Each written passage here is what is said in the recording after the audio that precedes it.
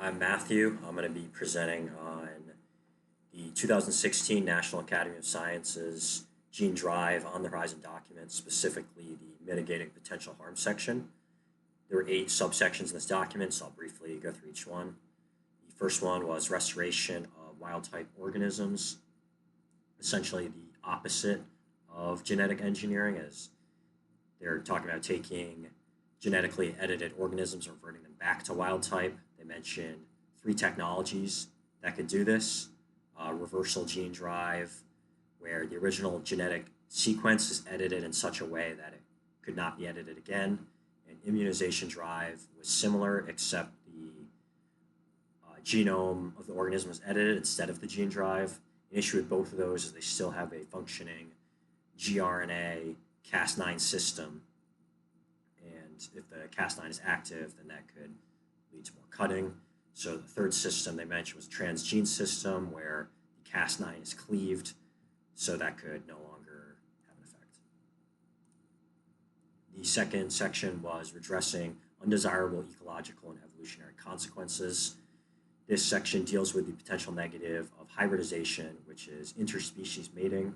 The problem would be genetically edited organisms passing on the genetically edited trait to other species where that trait was not necessarily intended to have an effect with them. So they want to closely monitor related species that it could affect to make sure this doesn't happen. And trophic connections are one way to identify those similar species. They can look at predator-prey relationships or diet to find species that might overlap with these genetically edited ones. Section 3 was optimization of gRNA design.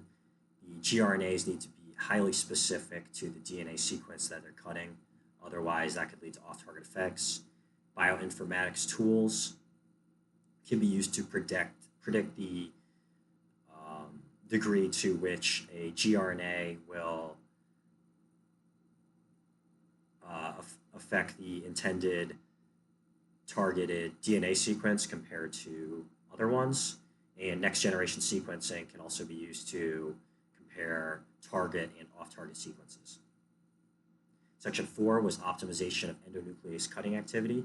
Mutant Cas9 nicases cut one strand of DNA instead of 2, so this leads to much higher precision of repair, only having to repair the one strand. Other Cas9 alterations can lead to higher efficiency and reduce the off-target effects. And there's also a protein called CFP1 that causes staggered cuts instead of blunt ends, and it avoids getting near the protospacer adjacent motif. Section 5 was optimization of homology-directed repair versus non-homologous end joining. Homology-directed repair uses a homologous sequence as a template versus the non-homologous end joining sticks 2 cut ends of the DNA together. For specificity, homology-directed repair is the better option, and it can also use the nicases or CFP1 mentioned in the last section. Section 6 was evaluating the stability of a gene drive construct over multiple generations.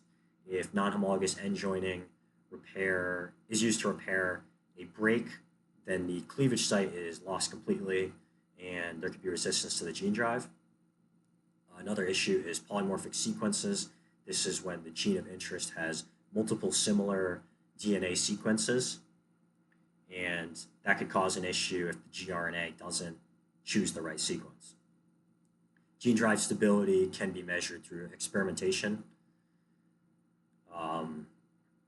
This should be done first in the lab, where there might be low instability due to a tightly controlled environment, and then test wild types where there could be more instability. Section 7 was determining the effects of organismal fitness, and they want to use quantitative measures to test the effects of the gene drive on the fitness of the genetically edited organisms. They can run a fitness assay where the wild type's ability to reproduce is compared to that of the genetically edited organisms. There's an assumption that genetically editing organisms could lead to a reduction in fitness, but this is yet to be verified. final section, section 8, was using visible markers. Marker genes can be implemented to have a clear visual difference between the wild type and genetically edited organisms. And these should be easily identifiable genes such as eye color or skin color.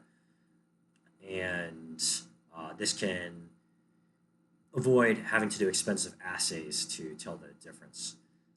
This has already been implemented in flies and mosquitoes, and there is some phenotype limitation as seen in the mosquitoes. There's only two distinguishable eye colors, and so they aren't able to have more than two phenotypes there. That is a summary of the mitigation of potential harms. Thank you.